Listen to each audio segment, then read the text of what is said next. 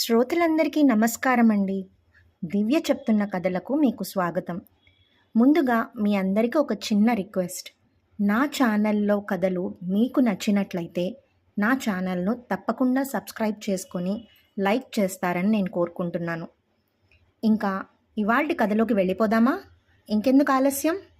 అర్ధరాత్రి నిద్రలో మెలకువ వచ్చి కళ్ళు తెరిచి తుళ్ళిపడ్డాను. చిమ్మ చీకటి, పక్కనే ఉన్న ఓ మొహం, కేవలం దాని మీదనే వెలుతురు, విరబోసిన జుట్టు, చింతనిప్పుల్లా కళ్ళు, వికటాట్టహాసం. మళ్ళీ కళ్ళు మూసి ఆంజనేయ దండకం అందుకున్నాను. మత్తు కొంచెం వదిలాక, కొంచెం నిదానం వచ్చాక ఒక కన్ను సగం తెరిచి చూశాను. అది మా ఆవిడే, దెయ్యం కాదు. ఇప్పుడు భయం ఇంకా ఎక్కువైంది. ధైర్యం కూడదీసుకొని అడిగాను, ఏమిటది అని. యూట్యూబ్లో ఇది ఇంట్రెస్టింగ్గా ఉంది, చూస్తారా? అర్ధరాత్రి అంకాలమ్మ శివాలెందుకు? అంతగా అయితే పొద్దున్న చూసుకోవచ్చు కదా. భలేవారే, అప్పుడు వేరేవి చూడొచ్చు, సిన్సియర్గా చెప్పింది. ఆవులించి అటువైపు తిరిగి తలగడని కావలించుకొని పడుకున్నాను. ఇది జరిగి 2 నెలలైంది. అంటే ఆ తర్వాత అలా అవ్వలేదని కాదు, రోజు అయ్యి నాకు అలవాటైపోయింది. ఇప్పుడు నేను తుళ్ళిపడడం లేదు. ఇలా జరగడానికి కారణం నేనే. మాది అన్యోన్య దాంపత్యం. నన్నొదిలి మా ఆవిడ ఒక్క క్షణం ఉండేది కాదు. ఎళ్లవేళలా అంటిపెట్టుకొని ఉండేది. అనుమానంతో కాదు, అభిమానంతో. నాకు కవిత్వం రాయడం ఇష్టం. అయితే ఎదురుగా ఎవరున్నా రాయలేను. పెన్ను కదలదు. ఆవిడ 24 గంటలు నిరంతర వార్తా స్రవంతి ఛానల్లాగా నాతోనే ఉండడం వల్ల ఈ మధ్య రాయడం అవ్వడం లేదు. ఆ మాట అనలేక ఓసారి చెప్పి చూశాను. బంగారం, ఏమైనా పుస్తకం తీసి చదువుకోవచ్చు కదా, మంచి వ్యాపకం కదా. పుస్తకాన్ని చిన్నప్పటి నుంచి చూసి బోర్ కొట్టేసింది. తాకితే చాలు, చూడండి, స్కిన్ అలర్జీ లాగా ఒళ్ళంతా బొబ్బులు వచ్చేస్తున్నాయి. వద్దు బాబోయ్. పోనీ టీవీ చూడొచ్చు కదా. అది కుదరదు. నేను 10th ఉన్నప్పుడు ఒకసారి టీవీలో జీడిపాకం సీరియల్ చూస్తుండగా నాన్నొచ్చారు. చదువుకోకుండా అలా చూడడం ఆయనకు నచ్చక నన్ను కాణిపాకం తీసుకెళ్ళి ఒట్టేయించుకున్నారు. ఈ సీరియల్ అయిపోయే వరకు టీవీ చూడకూడదని. ఆ సీరియల్ ఈ జన్మకు అయ్యేట్టు లేదు. పోనీ నా కవితల నోట్సుల నిండా కోకొల్లలున్నాయి. అవి చదివి ఎలా ఉన్నాయో చెప్పచ్చు కదా. కబుర్లు చెప్పండి, ఎన్నైనా వింటాను. కవితలంటే మాత్రం చెవులు కోసుకుంటాను. నిజంగానే అస్సలు ఇష్టం ఉండదు. మా తల్లే, పెళ్ళికి ముందు మీ నాన్న నేను కవినని తెలిసి మా అమ్మాయి కవితలంటే చెవి కోసుకుంటుందంటే ఈ అర్థం అనుకోలేదు. గొనిగాను. అప్పుడు వచ్చిందో ఐడియా. యూట్యూబ్ని మెల్లిగా తనకు అలవాటు చేసేయాలి.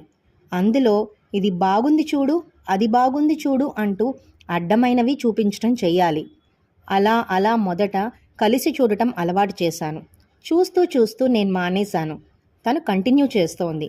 ఆ గ్యాప్లో నేను కవిత్వం రాసుకుంటున్నాను. అయితే తన అలవాటు ఇలా వెర్రితలలు వేసి నిద్రలు చెడగొడుతుందనుకోలేదు. నీకో సర్ప్రైజ్ బంగారం. నా కవిత్వం అంతా ఒక పుస్తకంగా పబ్లిష్ చేశాను. త్వరలో ఆవిష్కరణ. నువ్వు రావాలి. ఓ, కంగ్రాట్స్. నేను రాకుండా ఎలా ఉంటాను? నచ్చకపోయినా నాకే కదా అంకితం ఇచ్చారు. గుండెలో రాయి పడింది. నీకాదోయ్, యూట్యూబ్కి. గొనిగాను. ఓ చూపు చూసింది. అలాంటి చూపు ఇంతకుముందు ఒకసారే అనుభవం. కాలేజీలో అడిగిన ప్రశ్నకి తిక్క జవాబు చెప్పినప్పుడు మాస్టారు చూసిన చూపు. పుస్తక ఆవిష్కరణ సభకు ఇద్దరం వెళ్ళాం. నా కవి మిత్రుల్ని, అభిమానుల సందోహాన్ని, పటాటోపాన్ని, నా పుస్తకాలకు ఎగబడే సాహితీ ప్రియుల్ని గర్వంగా మా ఆవిడికి చూపాలని గొప్ప ఆశగా ఉంది. సభ చూసి ఉసుగురన్నాను. గంట గడిచినా కుర్చీలు ఖాళీ. చూస్తే పట్టుమని 10 మంది లేరు. కవి, గాయక, కళాకారులు, బంధుమిత్రులు అంతా బంధు. బొత్తిగా మొహమాటం లేదు వీళ్ళకి.